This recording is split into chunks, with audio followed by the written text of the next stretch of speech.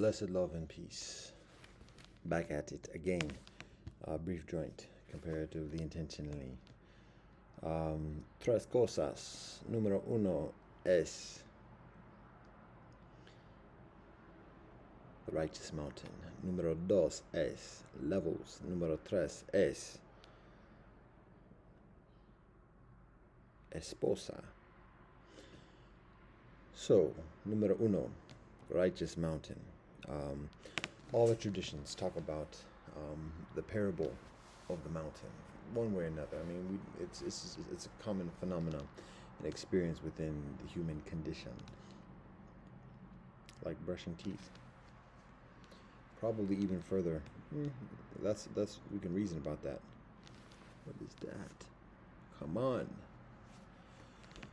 Wow. Waking up with sleep or something. There we go. Fantastic, beautiful. Makeup, wardrobe, lights, camera, action. Righteous mountain. From the Himalayas to Mount Sinai, Fuji, Tecumseh.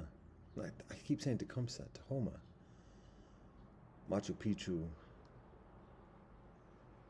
Ararat, Kilimanjaro, all that.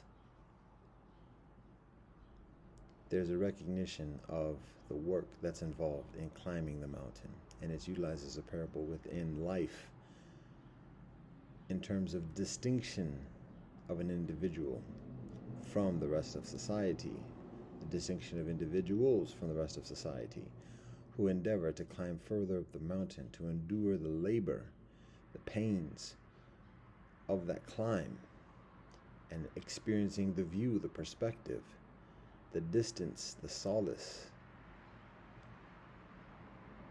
in that further quiet, remote climb. Jesus looking for the lonely place. Muhammad sallallahu alaihi wasallam residing in the cave. Moshe Rabbeinu ascending Mount Sinai numerous times. The Himalayas, Kapilavastu, and further. The sacred mountains of China, and further. So, mountains, the righteous mountain, is that notion, recognition of the climb. Now, there's also balance, because when somebody does climb the mountain and has that perspective, has that distinction, the person is not superior. This person is not better than. The person has knowledge valuable and to be heeded and respected and supported. The person is not superior.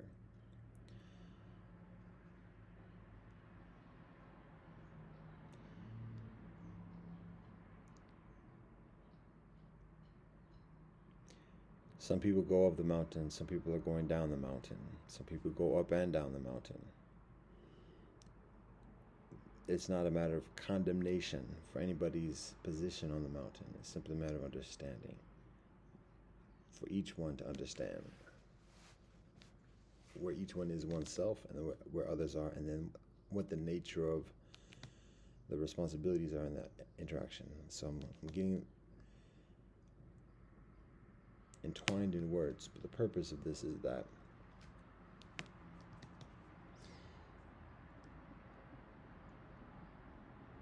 regardless of how high a person goes up the mountain, there is this also universal experience concerning the nature of the mountain, and it's called the tree line. Because for every mountain that reaches a certain point of elevation, there is that tree line above which life is not sustained. What that mean?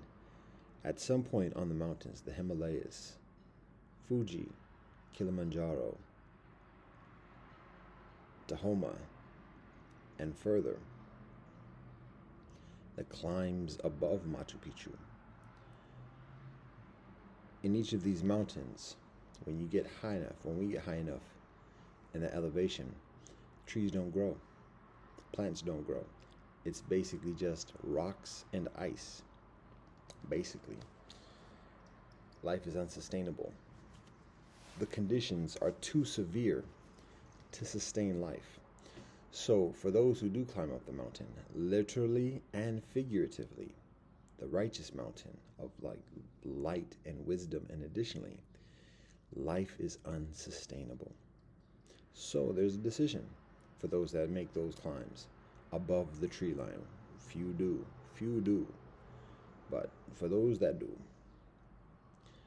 there's a decision to make whether one stays at that level on the mountain, or and just like become rock and ice, or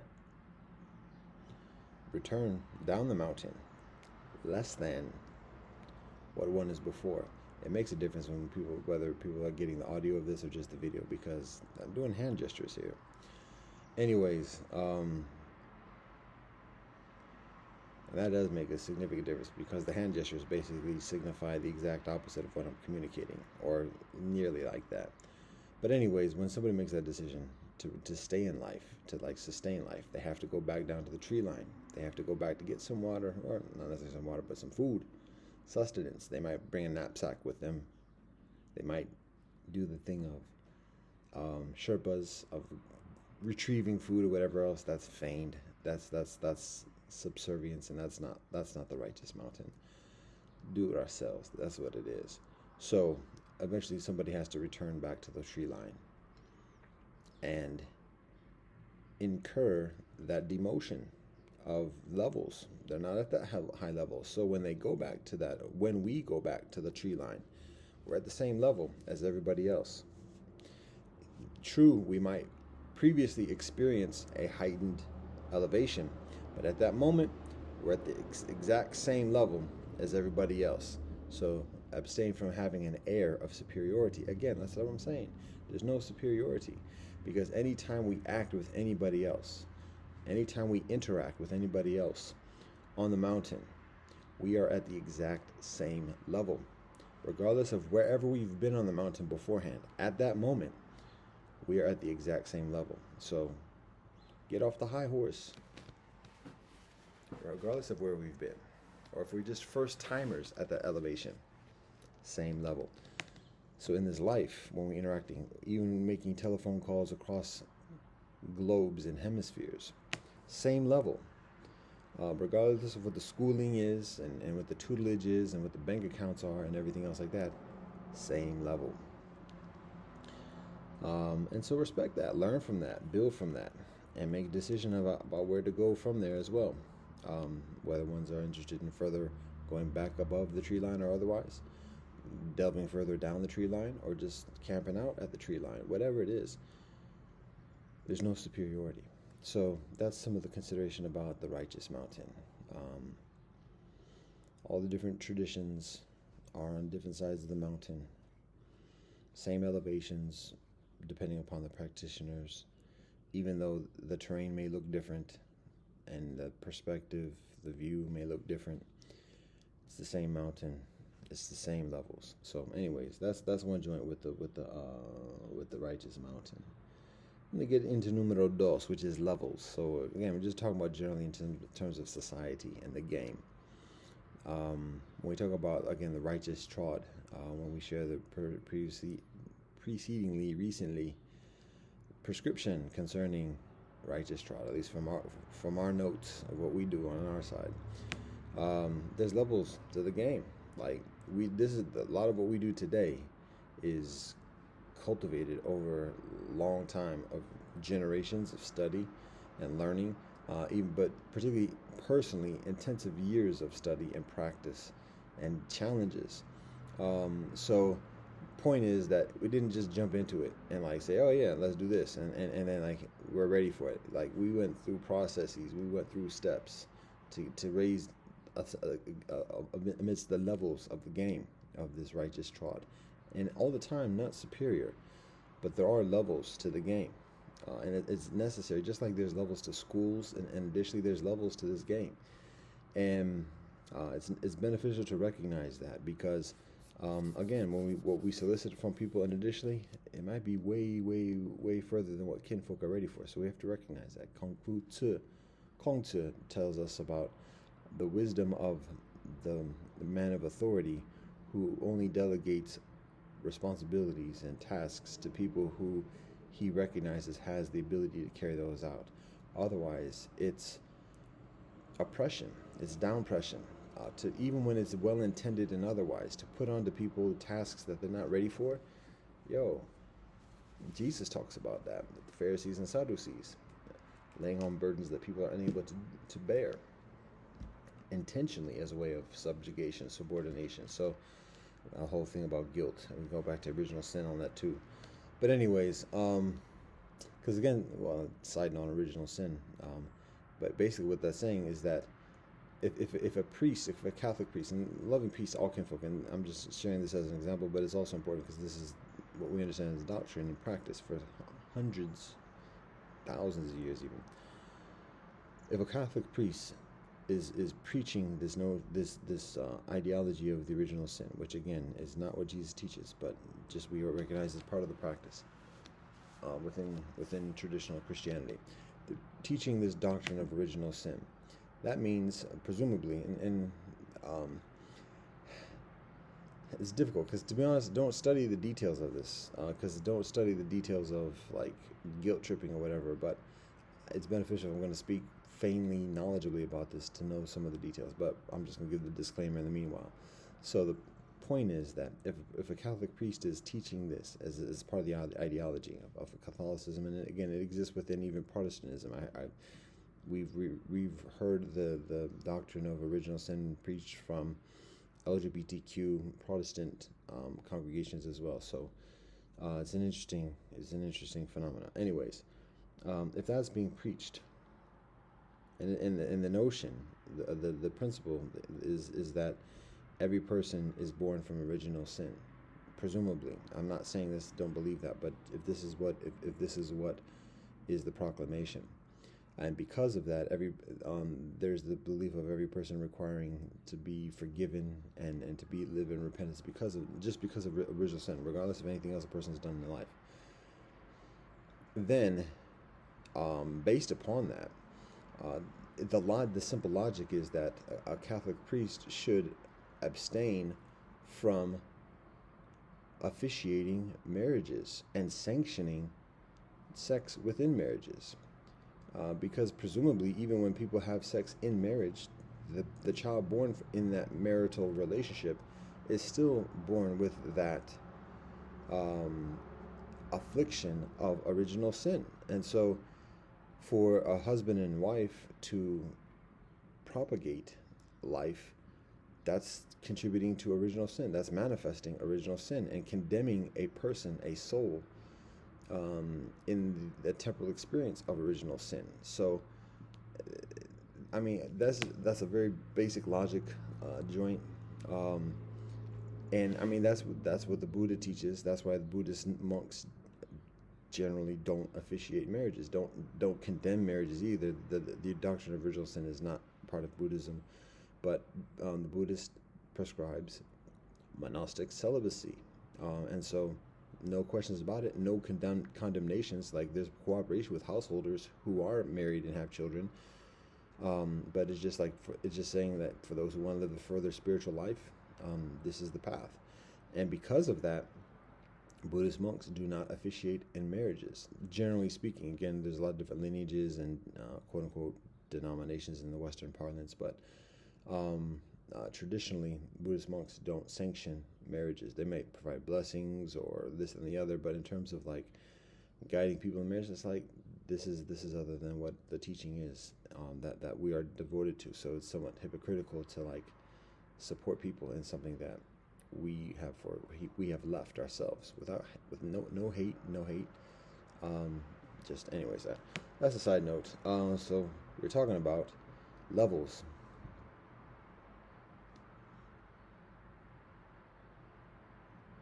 Original sin. What were we saying? Something about original sin, about levels.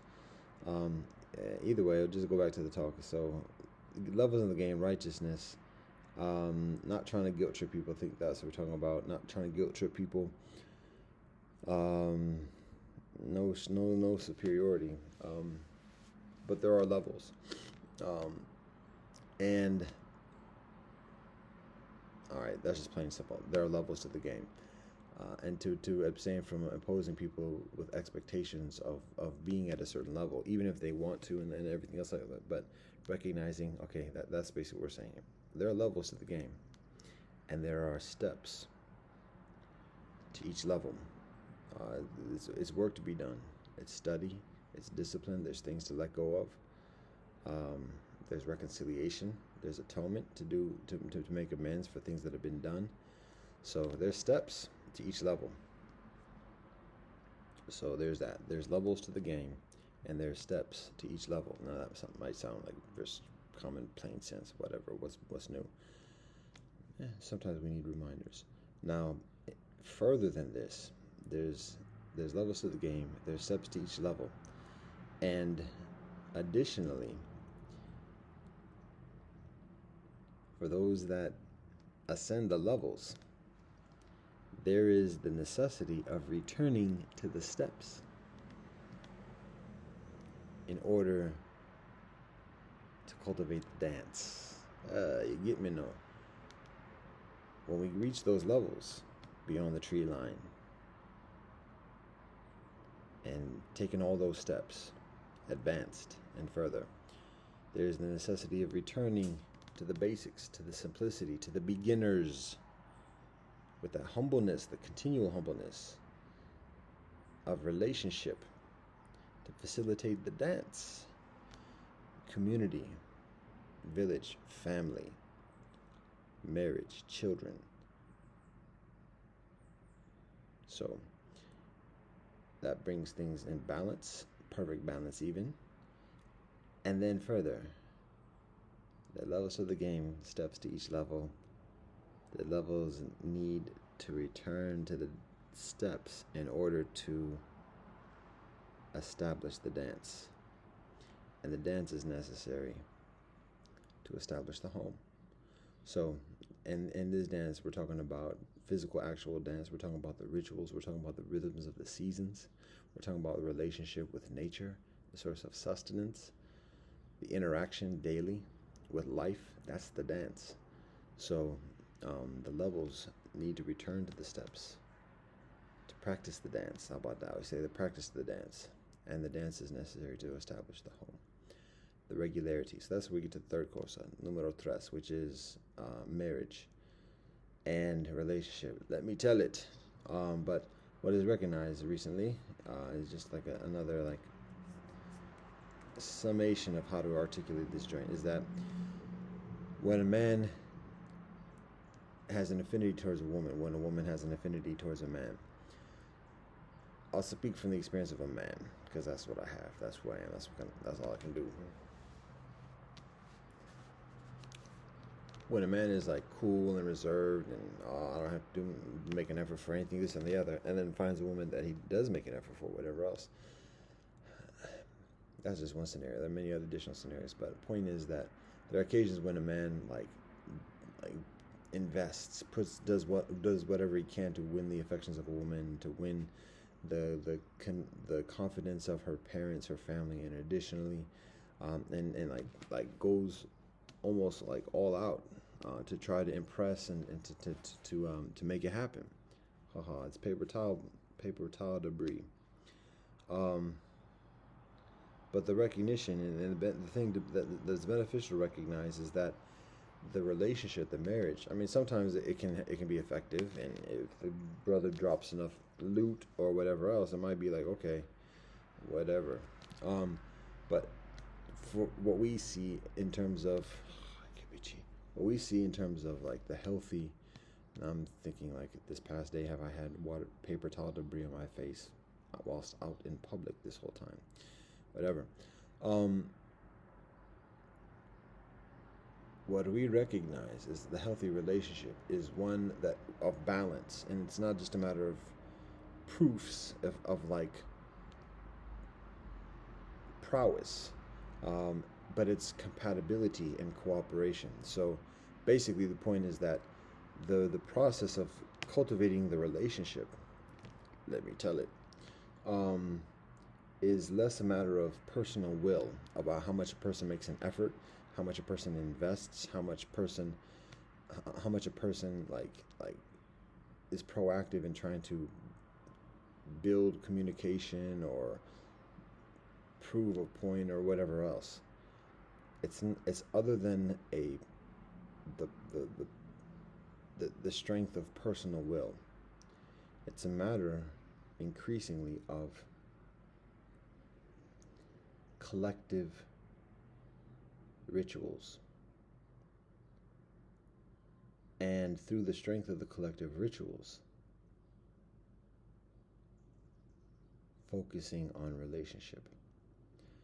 So when people are already in rituals, sharing the rituals, gathering together already, and again we can see this further like in a traditional community where it's close knit, everybody knows everybody, and oftentimes like people are distant cousins or whatever else, but oftentimes people are so familiar with each other that the young brother and sister have it's difficult to have like a yearning for each other, because oftentimes people are looking for someone outside of that experience, particularly in a postmodern kind of scenario. However, there's so much beautiful strength in that scenario, because the things that a husband and wife need for enduring healthy relationship within the house and then also amidst the conditions outside of the house is regularity, is a routine, is a rhythm beyond themselves that keep themselves together, that strengthen the relationship, that provide something to talk about, something to plan for, something to guide the children and teach the children about, to motivate the children, and also to cooperate with others. That's the rituals. So when rituals coming up in a couple months, tell the children, oh, okay, get your drawings ready. Oh, we got to fix up the dress. We got to fix up the pants. Oh, did you get the drum fixed? Oh yeah, okay. Are you practicing? Are you ready? Are you ready for the recital? It's all connected with the rituals. So children have a focus for the next few months on doing it. Oh, you don't have anything to do? Well, have you brushed up on on your storytelling? Let's hear it again. So it's like it's directing the children for the next ritual. And it's the ritual that the husband and wife share together that already know, and additionally. So that's the strength. And again, there's a rhythm to that. It's the relationship with the seasons. It's summer. Okay, this is the time for this ritual. It's the autumn. Okay, here's this ritual. Oh, it's the rainy season. Okay, here's this ritual. It's the winter. Here's this ritual. Here comes the spring. Wow, here's this ritual. And now the summer again, this ritual. So every so often we have these occurrences, and we sing the songs, we practice the songs, we practice the dances, we tell the stories, we do the ceremonies, and then we gather together, we eat together, we prepare food together, we dress up together, and we strengthen our relationships as community together through the rituals. And so it's a strengthening of relationship all around. So when a man and a woman are looking to be in a relationship with each other as husband and wife, it's not just natural, but it's necessary for the husband and wife to have those shared rituals, because it's a power and a strength and an endurance that exists beyond just the husband and wife themselves. And a husband and wife need that. It's a connection with communities, a relationship with communities, a relationship with ancestors. Again, like I said, it's a relationship with the generations, with the elders, with the youngsters, with the children. It's where children socialize with each other. So it's recognizing the strength and the wisdom of the rituals. And in postmodern society, where people are so indoctrinated, and I don't mean to sound so negative. I'm just articulating this at the moment, trying to be concise too. But people are so conditioned to value oneself by how much one makes, how much money, what's the status, and additionally, but basically, the labor, a person's labor. That's what so much of the conditioning is, to value ourselves based upon the labor that we have, and how influential we can be based upon the labor that we're doing. It's slavery. It's slaving. It's a feudal system, and it's maybe like a self-feudal, right? Without getting too much into that. Point is that in that scenario, in those conditions, when people are looking for a mate,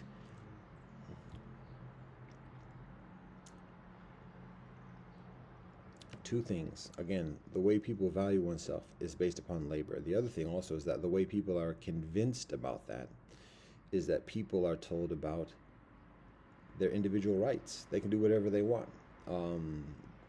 They can do. They're a voice within the democracy, and additionally, so it's an empowerment. They're not slaves, quote unquote, to anybody, so to speak.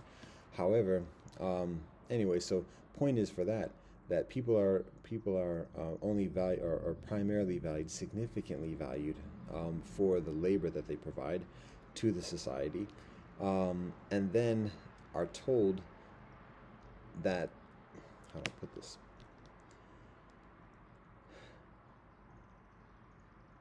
Are made to feel okay about being valued for the labor because they have individualism, or this perception of individualism, or this illusion of individualism, and so again, it's the idolatry of today, the belief in oneself, and like all the rhetoric of like, I do what I want to do, and you do you, and I do, and it's like this whole thing of the idol of the individual. But ironically, it's that notion of individualism that enslaves people, because it separates people from the relationships that strengthen people: parents, family, community, village, ancestors, God, and additionally, because individual focuses on individual. And then when that separation is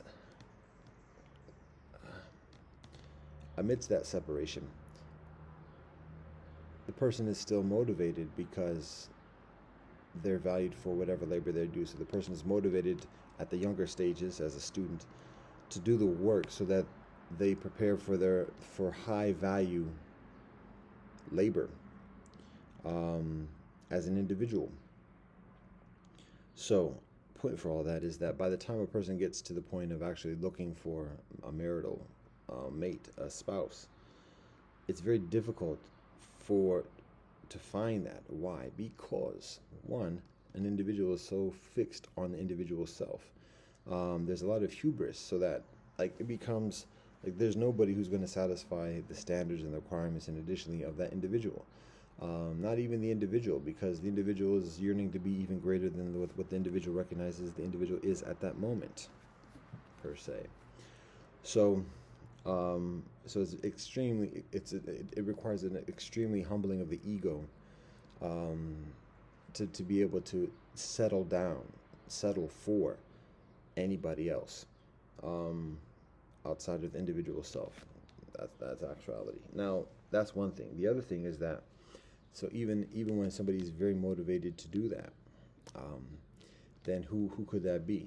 Because again, even when the individual is looking outside the individual self, there's still that second element of being valued for the labor. So there's the notion of somebody else, the spouse having some kind of functionality, some compatibility concerning status and credentials and everything else. And essentially, eventually, all of these distinguishing factors are comparatively arbitrary. There may be physical attraction, and that might be extreme motivation for the moment. But in terms of identifying a spousal candidate that has enduring compatibility for life, it's comparatively arbitrary, because likes, similar interests, and additionally, that's comparatively surface level type stuff, and it's not the meanings and the foundation from which marriage, partnership, and family, children is established. So that's why it's so difficult, and it's why it's often fleeting, because it's based in superficiality, even when it is about even when it's like professionals, doctors, or whatever else, lawyers, engineers.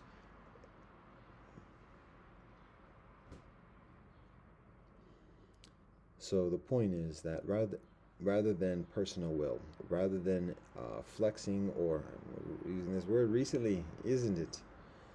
Rather than flossing personal will one way or the other, and trying to trying to push up and convince and win over a wooer, a woo-wee, a woo-woo. Um,